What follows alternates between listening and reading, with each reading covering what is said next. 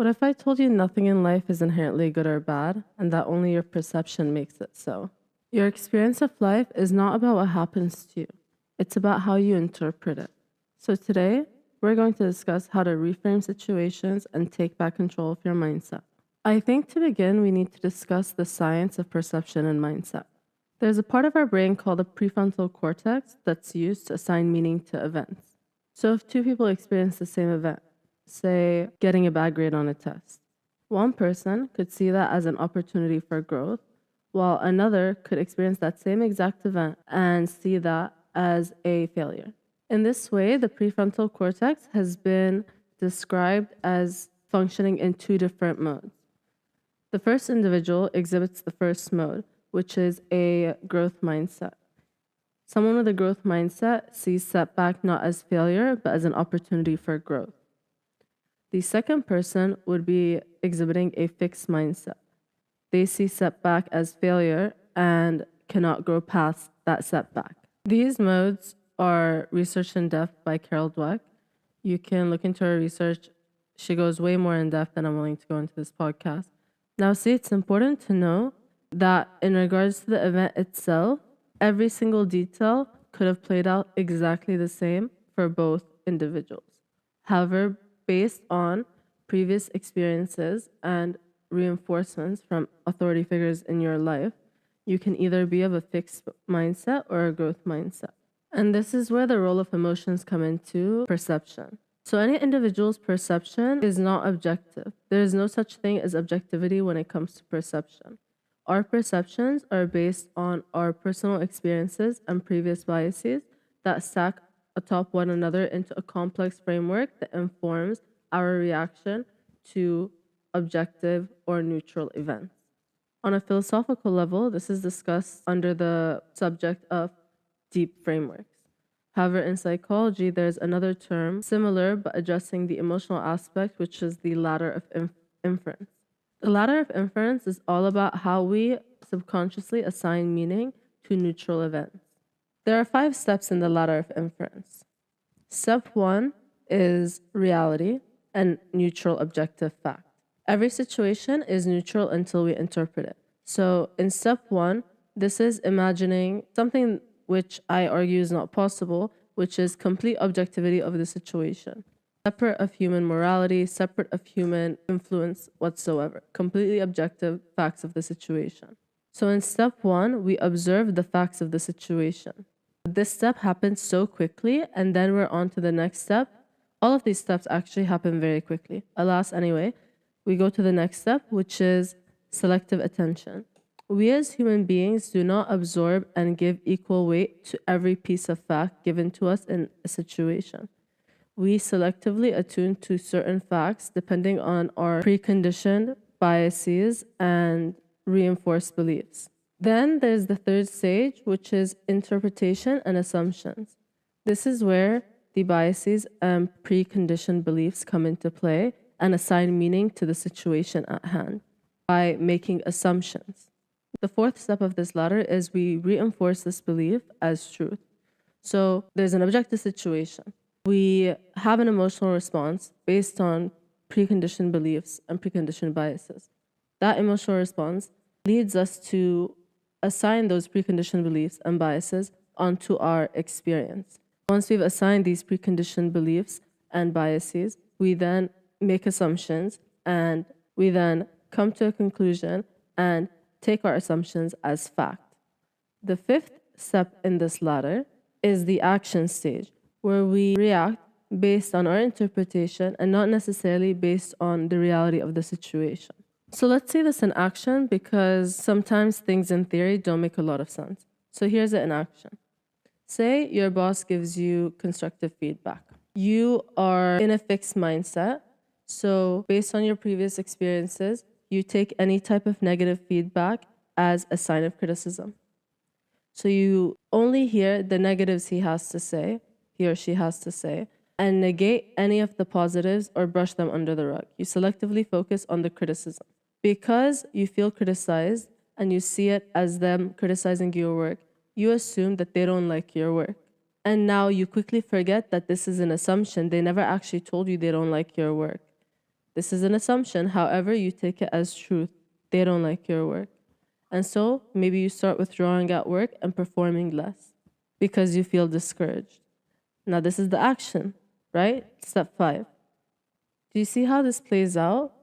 Versus if you grew up in an environment and your preconditioned beliefs and biases tend to take constructive feedback as positive, as an opportunity for growth, your flow through these steps in this ladder would be entirely different. Your boss gives you constructive feedback. You say, oh, looks like they like some of my work and there are some things I need to work on. That's okay, I can work on them. It's fine. You don't have a belief that you're not worthy. So you go, you feel motivated and excited to improve. So you take action to improve, knowing that you have worthiness regardless of the fact that there are things that you need to work on. A completely different experience of the same exact event. Now, there's something important to know. The feedback itself was neutral. It wasn't necessarily positive or negative. It was constructive feedback, mix of both, neutral. But how you came into the situation, whether you were in a growth mindset or a fixed mindset, and based on your preconditioned beliefs and biases, completely altered the experience in and of itself, regardless of the neutral facts. So in this way, your preconditioned beliefs and biases create self-fulfilling prophecies. You act in a way that is in accordance with what your assumptions are, instead of looking at things objectively or as objectively as you can and not making assumptions. Now, this is so much harder than it sounds, right? It's not a walk in the park because we do this on such an automatic level. Because at the base of it, we're animals. We have a survival instinct, and focusing on what hurt us, especially if we were hurt often growing up, allowed us to survive in whatever way, shape, or form we were able to survive. And we now have that reaction ingrained in us in a way that almost feels instinctual. So it can be so hard to even separate an assumption from fact because we are by nature subjective in ourselves, because we are uniquely formed by every single experience we've had from the moment we entered this earth. So how do you stop being your own worst enemy when your assumptions feel like instinct? How do you know if it's instinct and it's guiding you in the right way, or if it's a conditioned response out of fear or preconditioned biases and beliefs that don't have any relativity to your current situation? Some of these beliefs will be easier to untangle than others. Things like worthiness, feeling if you're good enough or not, will take a lot more work to untangle. I'm not going to say it's going to be rosy. It takes a lot of work, and I think it's a continuous process throughout the rest of your life. So there's no, here's an end goal. I don't say this to be morbid. It's just the nature of life. There's not an end point where you're like, yes, I'm worthy of everything all the time. Life ebbs and flows. You have ups and downs. But as a general point, you can feel a hell of a lot more worthiness than you currently feel by altering these beliefs and disentangling your assumptions from the neutral facts. There are 4 key ways you can do this. The first one is take a step back and observe. Usually when something happens, we immediately seek to analyze and classify and file it away in our minds. But again, that immediate analysis and classification is often instinctual and based on preconditioned beliefs and biases. So before rushing into an analysis and conclusion, take a second to pause and observe what are the facts separate of what my feelings are warping them to be. Because if you actually take a turn to look at your thoughts, you will be able to see with focus a difference between the actual facts of the matter, the actions and reactions in the moment, versus your interpretation of those actions and reactions. It doesn't mean the feeling is going to go away. Honestly, that feeling might still sink in your chest, but at least you can give yourself logically a reason for why that feeling is invalid, and it helps lessen the feeling, and over time the feeling will dissipate versus just believing it and reinforcing it and solidifying it in your heart. None of this is an overnight process. Why I even mentioned the idea of deep framework from the philosophical sense is because I think there's an interdisciplinary approach to this subject. There is a psychological aspect of emotions and their implications, but from the philosophical aspect, it talks about the deeper network of beliefs we have in our heart and our mind, and it touches on how difficult it is to untangle these deep beliefs and deep ridges in our framework. And if you study both in conjunction, I think there's a lot to be learned from the interaction of both. And it allows you to give yourself grace while you figure it out, because some of these deep beliefs just are not going to disappear overnight and are going to be frustrating to disentangle, and you'll see them come up in so many large and small ways in your life that it will seem overwhelming at first. But the only way for it to get less overwhelming is for you to continually address the points that come up until less and less points make an appearance. The next step in interrupting the cycle is challenge your assumptions. If you're going to assume something, challenge that belief. Is there any factual evidence to support this belief? Not your interpretation of the facts, not your interpretation of what they meant or what they were thinking when they said that, or what they were, whatever. Okay, not your analysis of things that you are not explicitly privy to. From the fact of what was presented to you explicitly, is there evidence to support your belief? We can go back to the example of the boss, right? When your boss came to you and gave you constructive feedback, you interpreted it as you're not good enough and that your boss dislikes your work. That was the interpretation of the facts. But was there anything explicitly said to you that indicated that explicitly? Or was it just your interpretation of the feedback? Because this worthiness thing, it's very understandable. Even if you had a supportive upbringing, which I think a lot of people of this generation didn't, based on the teachings for our parents' generation. Alas, varying levels. But if you were always beat down when anything negative occurred, then of course you're going to assume that anything negative that happens is a representation of a person's entire feeling towards you, because that was the reinforced belief. And it feels like instinct, like, oh, I just have a vibe, I know. But in reality, it's just a survival instinct, not intuition. It's just instinct. This is actually an important point. There's a difference between instinct and intuition. Intuition is a gut feeling. It doesn't make you anxious. It's a gut feeling, a guidance from God. Whereas instinct is a biological response. Instinct is a biological conditioning based on our environment and our will to survive and to avoid harm and pain. So detangle from your instinct. In this scenario, your instinct might be to think that you're not worthy or that your work is not good. But actually, you could totally reframe this and think of it in a way that, oh, your boss actually cares about helping you improve. Whether or not this is the reality of the situation even doesn't matter. What matters is how you're moving in the world and the emotional weight at which you move in the world. They could very well not like your work, or they could think that your work is phenomenal and they just see your potential. Whatever they think, it actually doesn't really matter. It's most important is how you interpret the situation. In this way, ignorance is bliss to a degree. There's a kernel of truth in that sentiment, that to be ignorant is not a weakness. It saves you from the stress of caring about things that are not your business. Why even psychoanalyze other people or other situations when you can take them at face value? A lot of our issues in this life is that we don't take things at face value. We always seek to assign meaning to it, and often our meaning is so off base because it's colored so deeply by our own past pains, biases, and experiences and beliefs. So I touched on this without mentioning it, but the third step is reframing the meaning. So this is, as I said, seeing it as your boss, maybe seeing you having potential and wanting to see you grow and help you succeed, versus seeing it as your boss seeing you as unworthy or not good enough.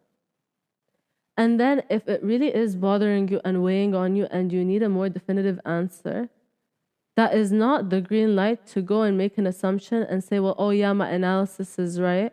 Because we have this tendency to be like, oh, I just have a feeling about people, I just know. Okay, and maybe that's true in certain cases, but not in all cases. A lot of times we say that, but really we make an assumption about people. So we act in a way that is reactive to that assumption before that person gives us any indication that the assumption is correct.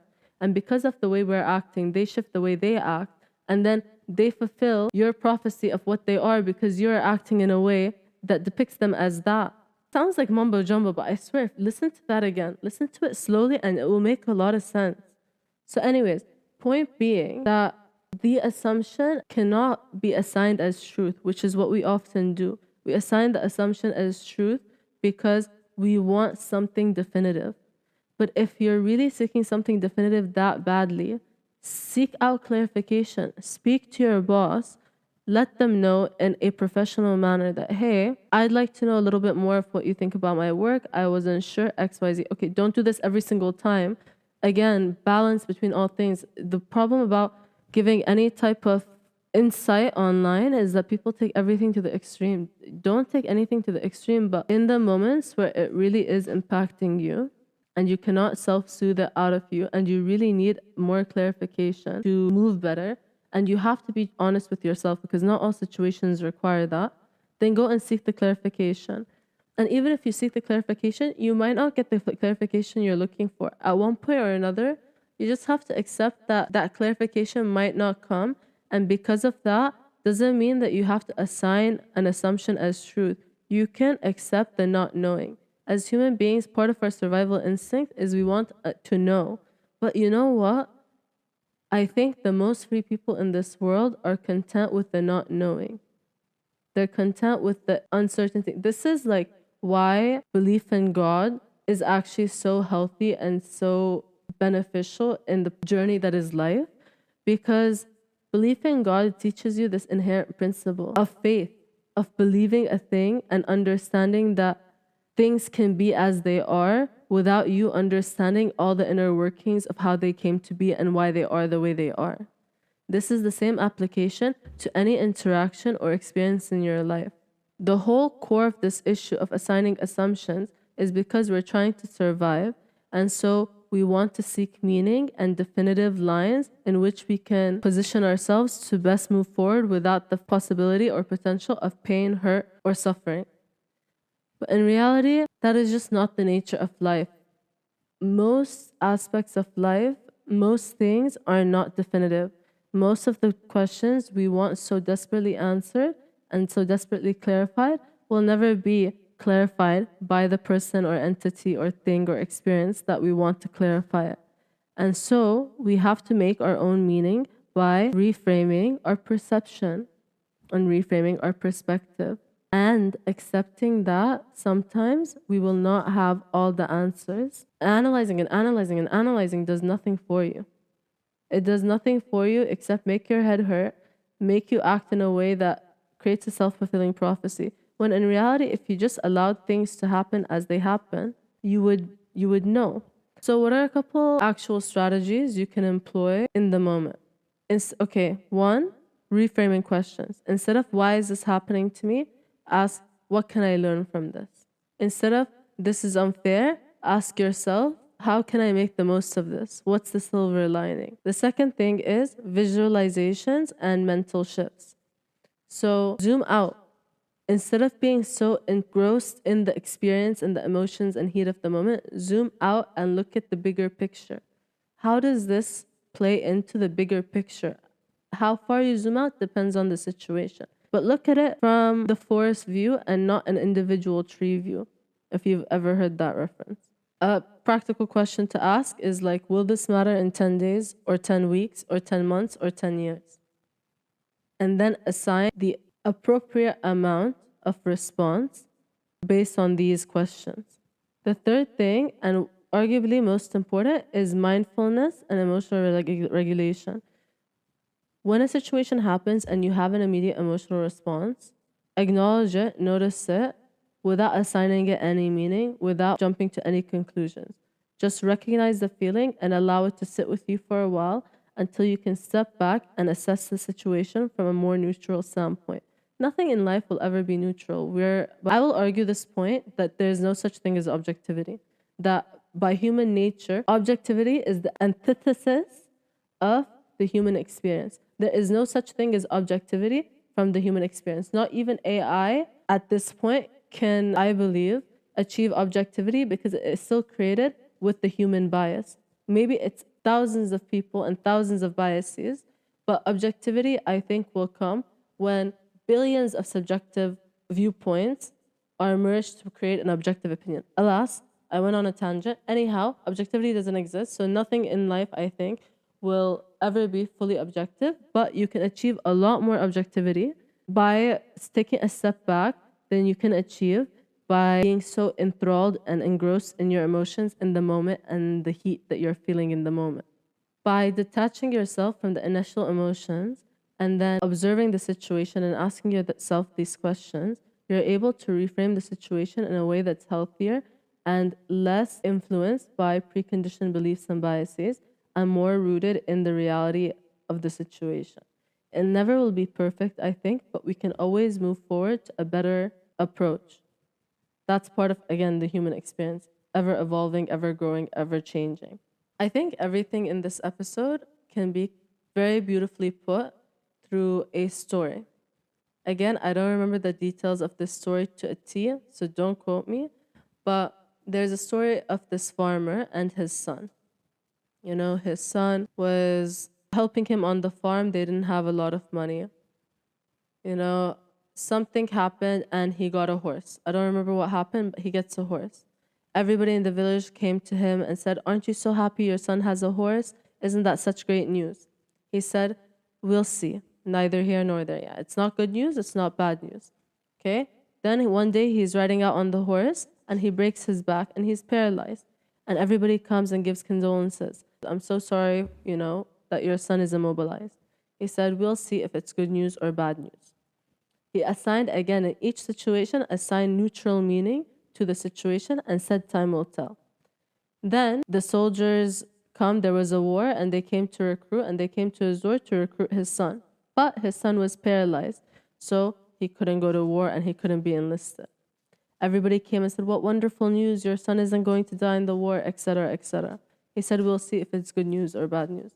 I'm not sure, I think it goes like there are one or two other scenarios after that, but the essence of the story has been told. Things will look different based on how you perceive them. And by assigning meaning and having an assumption of the inherent goodness or badness, positive or negative, of a situation, is closing yourself off to chance and the diversity of life.